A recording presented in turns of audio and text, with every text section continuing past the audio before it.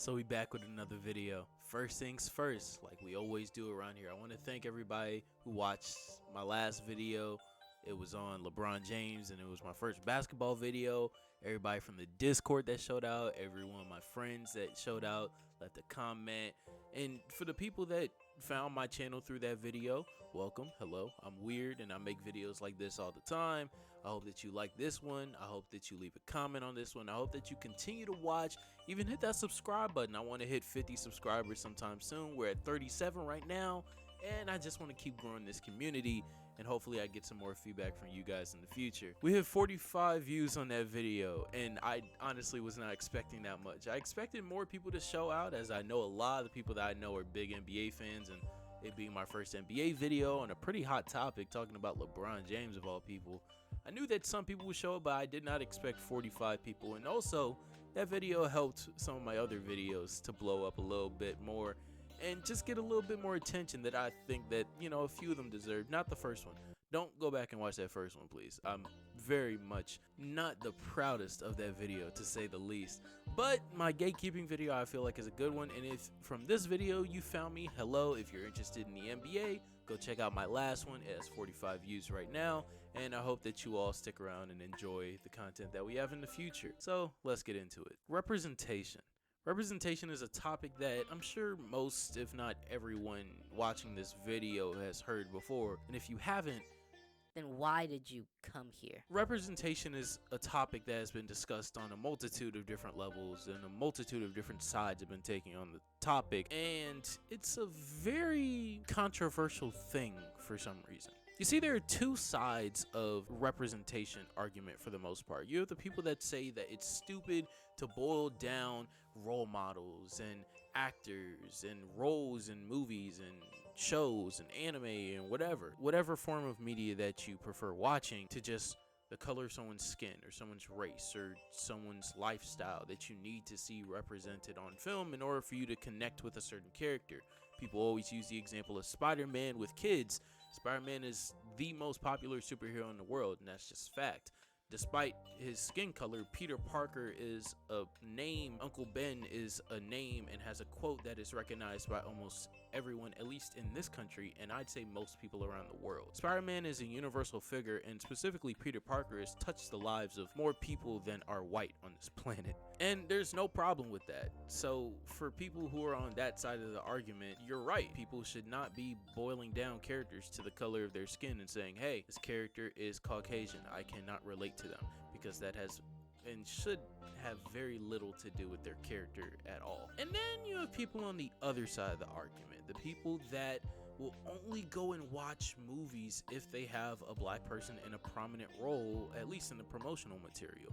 And a lot of the times these people are the people that very much enjoy Tyler Perry movies a little bit too much. And these are also the same people that for some reason didn't watch Get Out, even though it featured prominent black actors in prominent roles in the movie that were more than just skin color.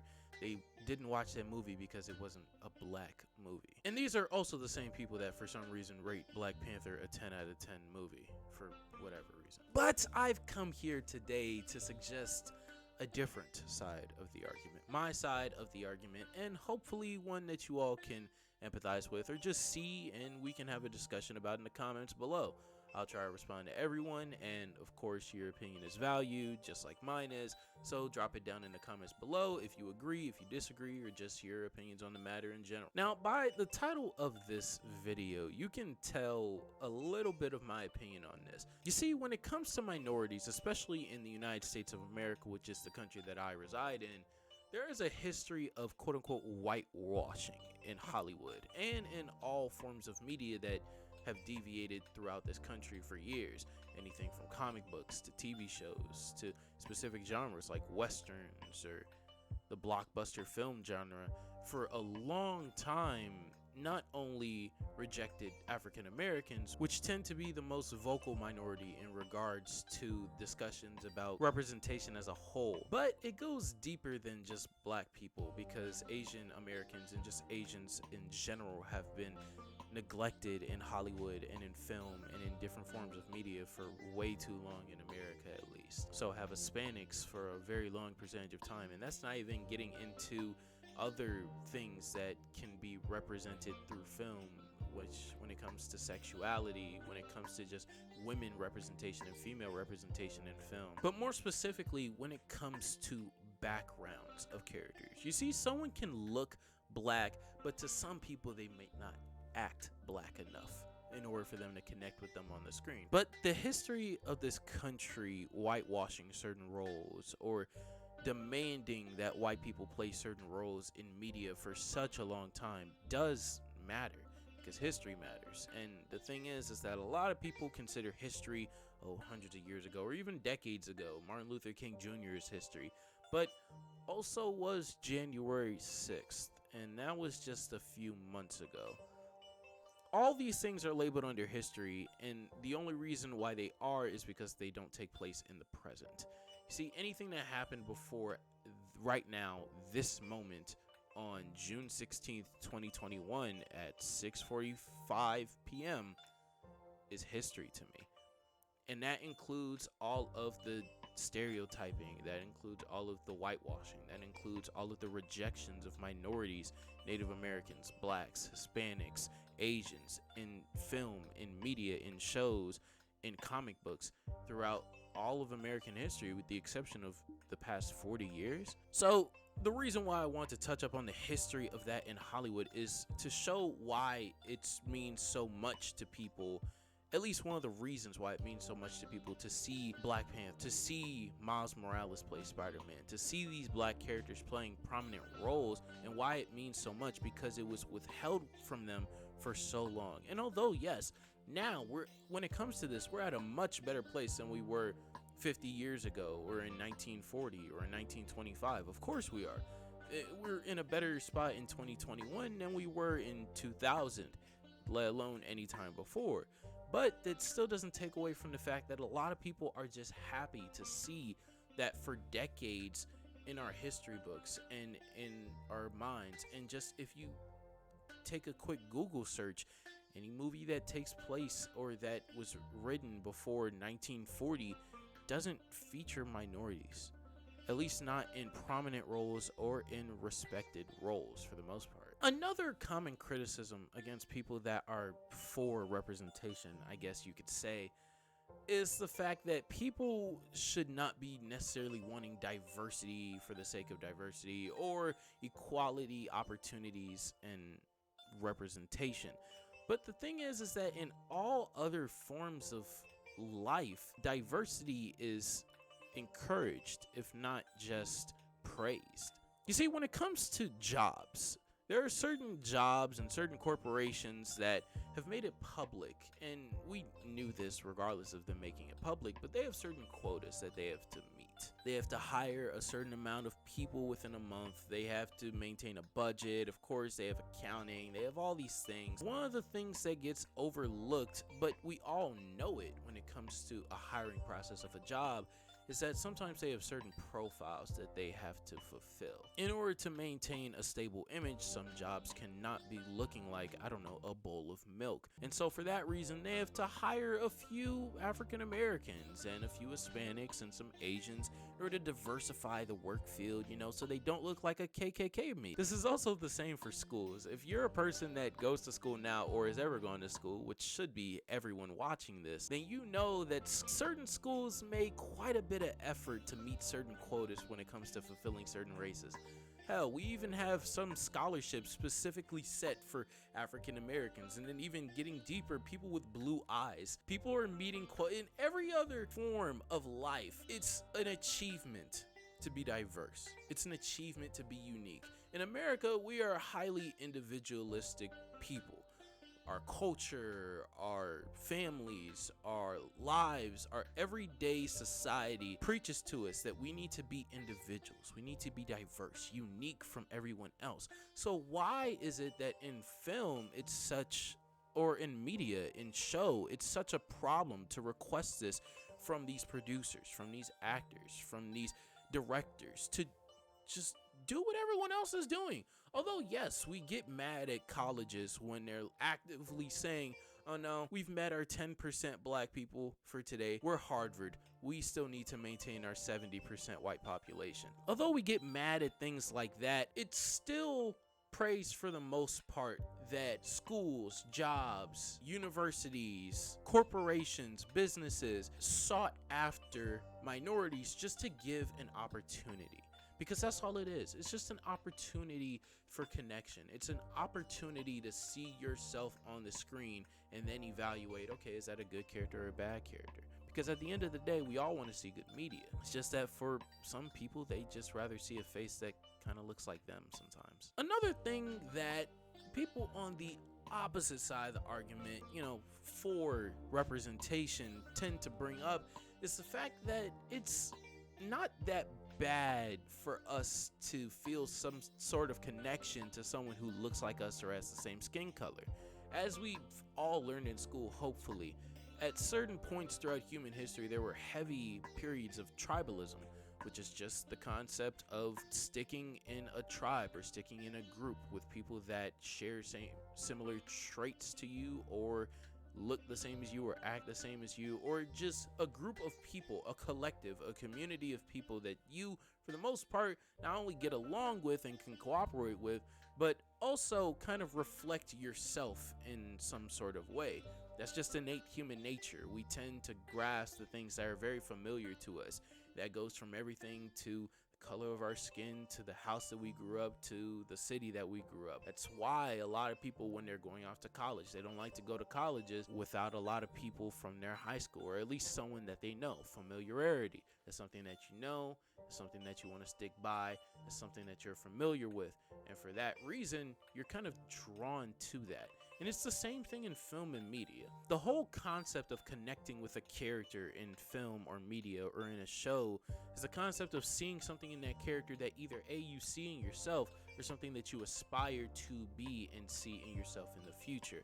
Although this isn't the only thing that people can connect with characters for. For example, Thanos is an amazingly written villain, and a lot of people wouldn't say connected with him, but admire how well he's written in the films Avengers Infinity War and Avengers Endgame. As I'm sure most of you watching this video have seen those two films, Thanos is written almost perfectly in Infinity War, and he's still a alright character in Endgame. And I wouldn't say that anyone is necessarily connecting to his plan of eradicating half of the life in the universe, but he is a character that has drawn a lot of fans, I would say. And just this innate human nature to draw to people, or draw to figures, or draw to things that you're familiar with or that are pretty similar to you, shouldn't be frowned down upon. There are a lot of things about human nature that we suppress in order to maintain a society.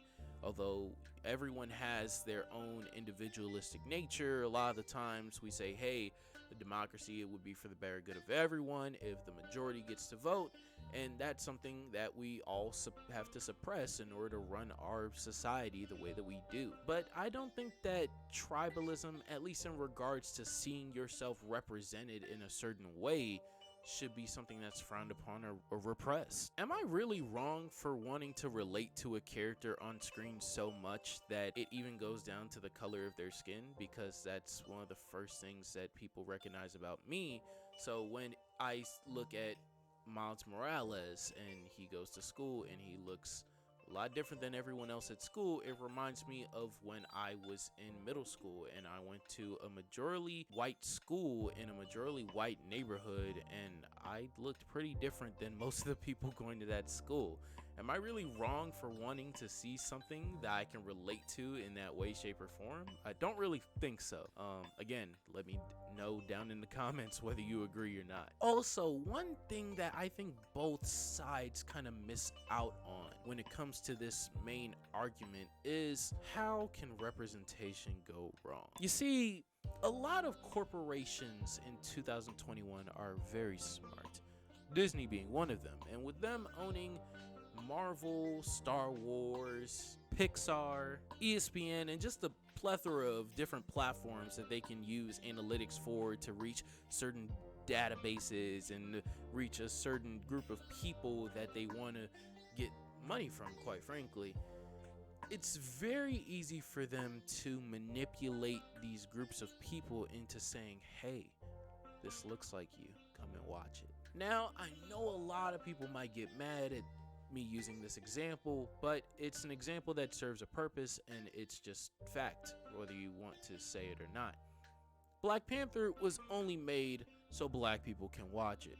It's one of the top grossing movies of all time, and that's for the most part because of American blacks. It's not that good of a movie. As someone who's seen way too many movies for my own good, I can tell you that Black Panther, at least a majority of the film, is a clusterfuck. When you consider the third act, when you consider the fact that T'Challa himself, God bless Chadwick Boseman, but in that movie he's boring as hell. I don't want to see that movie again, and I haven't seen it since the first time I saw it in 2018 in the theaters with my church. I just don't want to see it because that movie's not good. I don't care what you say, that movie's not good. It was only made by Disney because they knew they could get black dollars. That's just fact. If they didn't know that, they would have made a movie about somebody else, anybody else, because there are more important characters in the Marvel universe. As a comic nerd, I know there are more important characters in the Marvel universe than Black Panther, quite frankly. He's a noticeable face. He's one of the more prominent characters in Marvel, I'd say. He's probably one of the top 30 recognizable characters in all of Marvel, but there are more important characters to introduce. But Disney wanted to go the route of inclusion, which I thank them for, because Black Panther inspired a lot of people. It got a lot of people to go to the movies for the first time in their life, got a lot of people out of their house in 2018. It got a lot of people to look up to something that they hadn't seen before, which is kind of crazy to me because we had Blade, but nevertheless, Black Panther did a lot for a lot of people. And at the end of the day, I thank Kevin Feige for being the head of Marvel Studios and getting that film to be made, because it ended up making a positive impact despite the fact that the movie is atrocious. This is what I want to touch on. This is how representation goes wrong. When corporations get onto an idea, that idea is centralized on making the most profit, and that profit is made partially by manipulating people who will go into that product and say, oh, this is the next best thing since sliced bread. And then they eat it up, and then they devour it, and then Disney and the mouse makes money, which necessarily isn't that much of a problem. I mean, most movies that Disney's ever made, which they've made almost 1,000 of them, if not more, in their lifetime, are pretty good movies, I'd say. But the problem comes with the fact that then it becomes a formula. And a formula isn't good for the people who are investing their time or their money into that product. It's only good for the corporation that can use that formula time and time again. Even for the people who enjoy things like the Marvel movie formula or the sitcom formula or the rom-com formula of these movies, they're still formulas. And the thing is, you might not even necessarily enjoy them, but you might be used to it, and you might be so desensitized to the lack of innovation in these things, or just, not to say that you don't even enjoy it, but you just don't know, because there aren't that many other options due to the fact that there's this formula that's proven to work in order to make money, and everyone that wants to make money is gonna use it. Now, back on track. The way that it leads to things going wrong when it comes to representation is because then you have movies like Coming to America. Coming to America is a film series that I despise. Not as much as how much people overrate Black Panther, but it's a film series that I think is largely too much loved. And the reason why I think this is because it overgeneralizes characters to a T. Black movies do this more than any other genre, I'd say. Tyler Perry made his career off of overgeneralizing the fat, mad, old black women, and it made him millions, if not billions. I actually think he's a billionaire now. Tyler Perry is a great director. He's a great producer. I like Tyler Perry. I think he puts his money to good use, and he does a lot for the community of American blacks as a whole, and even beyond the border of America, Africans and just people of African descent. He does a lot for across the pond. But he made his career off of Madea. Medea's a fat, mad black woman, and you just can't dispute that. You just can't. I can't even say it right. And this happens a lot. Overgeneralization of characters to just, oh, the hood character. Oh, the guy that can't talk. Oh, the fat, mad black woman. And this is just how it works. If you are going towards a black demographic, there are certain formulas and certain things that you know you can fiddle with that will get people to laugh, that will get people to spend money, that will get people in the theater, it will get people in the door. People will think that they enjoy it, but really, you're just getting overgeneralized. That's really all it is. That's all it is. You're getting overgeneralized. We're getting stereotyped, and it's continuing. You know why? Because people find Madea funny. She's not funny. I lie. She's actually very funny. I don't know what to call Madea. And another problem that can lead to that stems from representation going wrong is the copy and paste character. Now, as a comic book fan, I'm very familiar with this, as Marvel over the past few years has been doing some fuck shit where they've just been introducing copy paste characters with different versions of skin for the past 10 years, and it's very annoying. Miles Morales was one of the first of these kinds, and when he was first introduced in the comics, he was Peter Parker with black skin. I didn't like that. You know why? Because I love Peter Parker, and I didn't need a black Peter Parker because I already love Peter Parker. And there's no reason for kids to need a black Peter Parker. There's really not. Because there are things that you can introduce with Miles that are different from Peter. You can introduce the fact that, hey, not only is he black, but he's Hispanic. He speaks Spanish. He has two sides of his family that speak completely different languages. You can touch on the dynamic between those in his household. You can touch on the identity crisis that he may feel being half black, half Hispanic in a school that, let's say, he goes to the same school as Peter. Because in the MCU, in the Marvel movies, all of you know that Peter Parker Spider-Man goes to this like high-grade specialty school or whatever. That's not how Peter Parker is in the comics. That's never how Peter Parker's ever been in any interpretation of Peter Parker ever before. That is stolen from Miles' character in the comics. Miles was introduced as this character that goes to Vision's Academy. Oh, no, that's what it is in Spider-Verse. I forgot what it is in the comics. But it's this specialty school for smart kids because he's a smart kid. Whatever. He's supposed to be even smarter than Peter was when he was first bit by the spider, but it doesn't really transpire into anything. And they steal that for the movies, which I don't have a problem with. But for Miles, what you could do is touch on the fact that, hey, still, half these kids are white. How does he feel about it? I don't know how he feels about it, because he feels the same way as Peter. And you know what? That doesn't do anything for me, because when I went to school in Houston at a majority white school, I felt some way about the fact that over 60% of the people around me not only look different than me, but a vast majority have a way different background and have to deal with way different things than I've ever had to deal with. I feel some type of way about that. So when I see a character that has the same mindset as someone who, yeah, Peter's life is fucked. If you read comics or if you've seen the original Spider-Man trilogy by Sam Raimi, the GOAT, you know Peter Parker does not have a good life. And even Miles, when he was introduced, he had a way better life. And the thing is that African American comic readers at the time didn't want to see that. They didn't want to see a copy and pasted character that they already love and know. That's just praying too much. That's overgeneralizing, that's stereotyping too much. Actually, it's not even stereotyping at all. It's not. It's the opposite problem. It's not being original.